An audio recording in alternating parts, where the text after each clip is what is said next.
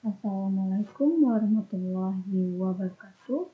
Kenalkan, nama saya Emma Oktavia Ramadhani dengan NIM 23058014 dari program studi pendidikan sosiologi. Baiklah, pada kesempatan kali ini saya akan menjelaskan mengenai analisis peluang usaha dan ide serta gagasan berwirausaha. Nah, sebelum itu, saya akan menjelaskan mengenai analisis lingkungan usaha atau juga analisis lingkungan bisnis. Nah, analisis lingkungan bisnis ini adalah proses evaluasi sistematis dari faktor-faktor eksternal dan internal yang mempengaruhi kinerja dan keberhasilan suatu perusahaan ataupun usaha. Dalam hal ini, lingkungan bisnis dibagi menjadi dua kategori. Yang pertama yaitu lingkungan internal dan yang kedua lingkungan eksternal. Lingkungan internal ini merupakan faktor-faktor di dalam perusahaan yang dapat mempengaruhi aktivitas bisnis, seperti mencakup pemilik, pengelolaan, karyawan, dan lingkungan fisik organisasi. Kemudian yang kedua yaitu lingkungan eksternal, yaitu faktor-faktor di luar perusahaan yang dapat mempengaruhi aktivitas bisnis seperti dalam lingkungan eksternal ini terbagi lagi menjadi dua, yaitu mikro dan makro. Yang mikro ini terdapat pelanggan, pesaing, dan pemasok. Kemudian dalam lingkungan mikro ini terdapat pembuatan peraturan pemerintah dan masyarakat. Yang di dalam lingkungan eksternal ini mencakup ancaman produk, kemudian ancaman produk pengganti, kemudian daya tawar pelanggan, kemudian daya tawar pemasok, dan intensitas pesaing bisnis. Nah, dalam hal ini, lingkungan kerja dan sosial mempunyai pengaruh yang signifikan terhadap lingkungan bisnis. Ada beberapa cara yang mempengaruhi. Yang pertama, dalam lingkungan kerja. Lingkungan kerja yang positif akan berdampak pada produktivitas perusahaan, kemudian memiliki sejumlah karyawan yang bahagia ataupun yang percaya dalam ekosistem organisasi yang baik, yang pastinya kemudian akan menciptakan jalur komunikasi yang baik, sehingga bisnis berjalan dengan baik dan tujuan bisnis akan dapat dengan mudah tercapai dan lancar. Kemudian dalam lingkungan sosial ini membantu perusahaan dalam melihat dan meneliti lebih dalam hal-hal yang disukai dan dijadikan standar di dalam masyarakat. Dengan lingkungan sosial ini, pelaku bisnis akan lebih mudah dalam merencanakan dan membuat sesuatu yang sedang tren dalam kalangan publik ataupun masyarakat. Kemudian dalam faktor sosial dan budaya, seperti nilai, keyakinan, sikap, serta kelas sosial, ini mempengaruhi gaya bisnis. Lingkungan sosial tidak hanya bervariasi antara kelompok, tetapi juga terus berkembang dan berubah. Hal ini kemudian memunculkan peluang dan ancaman bagi bisnis. Oleh karena itu, perusahaan perlu memantau tren-tren tersebut dan mempertimbangkan implikasi strategi yang harus mereka miliki. Nah, perusahaan yang aktif dalam kegiatan sosial dan lingkungan ini cenderung dianggap lebih baik oleh konsumen, investor, dan pemangku kepentingan lainnya. Dengan melibatkan diri dalam CSR atau Corporate Social Responsibility, perusahaan dapat mengurangi risiko reputasi yang timbul dari praktek bisnis yang merugikan masyarakat ataupun lingkungan. Jadi pemahaman tentang lingkungan kerja dan sosial ini merupakan suatu yang sangat penting untuk membantu perusahaan mengidentifikasi kekuatan, kelemahan, peluang, dan ancaman serta memberikan arahan untuk pertumbuhan. Kemudian yaitu peluang usaha. Peluang usaha ini merupakan kesempatan yang dijadikan keuntungan dalam berbisnis. Ada banyak peluang usaha yang menjanjikan potensi keuntungan berbisnis seperti bisnis produk kreatif ramah lingkungan, kursus online, usaha rental mobil, jasa pembuatan website, dan lain sebagainya. Nah, menjalankan bisnis perlu perencanaan yang tepat. Kita perlu menentukan bisnis yang ingin dijalankan, mempelajari peluang usaha bisnis, dan memahami kemampuan kita untuk menjalankannya. Nah, analisis peluang usaha ini merupakan proses yang sistematis yang dilakukan untuk mengidentifikasi potensi keuntungan dan kerugian dalam berbagai ide yang kemudian akan kita jadikan suatu bisnis. Nah, proses ini melibatkan penelitian mendalam terhadap berbagai faktor eksternal yang terkait dengan proyek atau usaha baru. Peluang bisnis ini dapat muncul dari masalah, kebutuhan, kemudian keinginan manusia. Nah, menemukan peluang bisnis dengan memperhatikan kondisi lingkungan yang tepat dan mengumpulkan data serta informasi yang akurat. Nah, ada beberapa tahapan dalam melakukan analisis peluang usaha.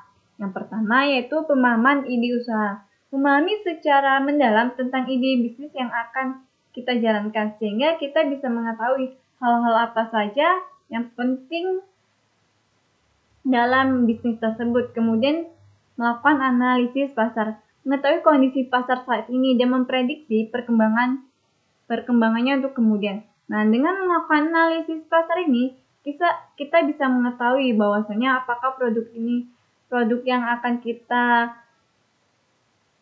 buat ini akan diterima oleh masyarakat atau tidak. Kemudian mengidentifikasi target konsumen.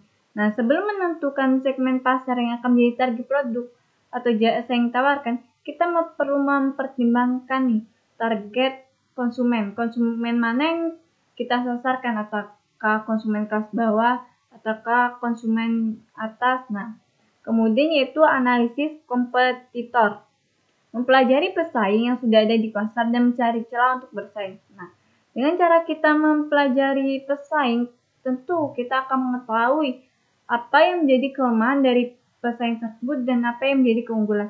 Kemudian dari analisis tersebut kita bisa melakukan strategi untuk mencari peluang dari celah tersebut. Kemudian yaitu melakukan perencanaan strategi bisnis. Nah, menyiapkan strategi bisnis yang tepat ini bertujuan untuk bisa mencapai tujuan telah kita targetkan. Kemudian yaitu melakukan evaluasi terhadap semua aspek yang telah dianalisis. Dengan melakukan analisis peluang usaha, tentu kita menentukan apakah ide bisnis yang kita miliki ini layak untuk dijalankan dan bagaimana prospeknya di masa yang akan datang. Nah, dengan melakukan evaluasi, tentu ini akan mempermudah kita untuk membuka dan membaca peluang usaha. Kemudian yaitu ide dan gagasan berwirausaha. Ide dan gagasan dalam berwirausaha adalah konsep umum dari usaha yang akan dijalankan lalu diolah menjadi informasi yang lebih detail. Nah, ide atau gagasan usaha yang sudah kita pikirkan tentu belum tentu bisa kita realisasikan. Belum lagi kemungkinan bahwa ide kita ini juga telah dipikirkan atau telah dipakai oleh orang lain. Ada beberapa cara untuk memulai atau membangun sebuah ide atau gagasan usaha. Yang pertama itu yaitu dengan mengalokasikan waktu untuk berpikir. Dengan menyisihkan sedikit waktu dalam satu hari untuk memikirkan tentang gagasan usaha. Caranya itu kita bisa melihat dari kebutuhan masyarakat seperti apa atau dari permasalahan-permasalahan yang kemudian bisa memunculkan sebuah ide. Kemudian yaitu membaca buku tentang dunia bisnis. Nah, buku itu kan merupakan sebuah jendela dunia yang bisa memberikan kita pengetahuan-pengetahuan. Ada banyak sekali wawasan dan pengetahuan yang bisa kita peroleh dengan membaca sebuah buku. Kemudian mengikuti berbagai seminar bisnis. Dengan lewat seminar, kita tentu bisa berinteraksi langsung dengan pelaku atau dengan pakar bisnis. Sehingga ketika kita melakukan seminar, kita bisa bertanya kepada pakar bisnis tersebut atau kepada pelaku bisnis. Apa yang harus kita lakukan, apa yang menjadi keraguan-keraguan kita untuk memulai bisnis, dan apa yang harus kita tentukan untuk memulai bisnis. Sehingga dengan mengikuti beberapa seminar bisnis, kita dapat lebih mudah untuk memikirkan ide atau gagasan dalam berusaha. Kemudian, aktif di dalam komunitas. Ide bisa didapat di mana saja. Nah, asalkan kita aktif dalam berbagai hal dan aktif dalam mencari informasi. Nah, dikarenakan ide ini merupakan suatu hal yang seharusnya bisa kita cari, bukan hanya kita pikirkan. Ide ini biasanya itu kan berasal dari sebuah masalah, sebuah kebutuhan dari masyarakat tersebut, dan sebuah keinginan dari masyarakat. Dengan hal tersebut harusnya kita bisa membangun sebuah ide. Nah, gagasannya dari hal tersebut, gagasan-gagasan kreatif yang diciptakan seorang wirausaha antara lain seperti inovasi produk atau jasa, kemudian strategi yang harus digunakan untuk bersaing dalam mempertahankan usahanya, kemampuan melihat tiap peluang yang ada, serta jalan keluar atas solusi permasalahan yang sedang dihadapi oleh seorang wirausaha tersebut. Nah, dalam hal ini, kreativitas wirausaha merupakan kemampuan seorang untuk menuangkan ide dan gagasan melalui berpikir kreatif untuk menciptakan sesuatu yang menuntut kemusatan, perhatian, kemauan, dan kerja keras serta ketekunan. Selain kreativitas, hal yang diperlukan dalam berwirausaha adalah inovatif. Inovasi adalah proses penerapan ide-ide baru dalam praktek bisnis yang dapat berupa produk baru ataupun proses baru atau model bisnis baru. Nah, jadi ide dan gagasan dalam berwirausaha ini merupakan suatu hal yang penting dan menjadi dasar dalam membangun dan mengembangkan usaha. Kita perlu memiliki ide bisnis yang tidak hanya memenuhi kebutuhan konsumen, tetapi juga membedakan antara kita dengan pesaing yang lain, sehingga hal ini akan memberikan daya tarik tersendiri bagi konsumen. Nah, perlu yang kita ketahui bahwasanya kegagalan dalam mewujudkan gagasan bisnis dapat disebabkan oleh beberapa hal seperti kurangnya data dan informasi yang lengkap, ketidaktepatan dalam menganalisis dan menganaliti, kemudian terdapat kesalahan perhitungan.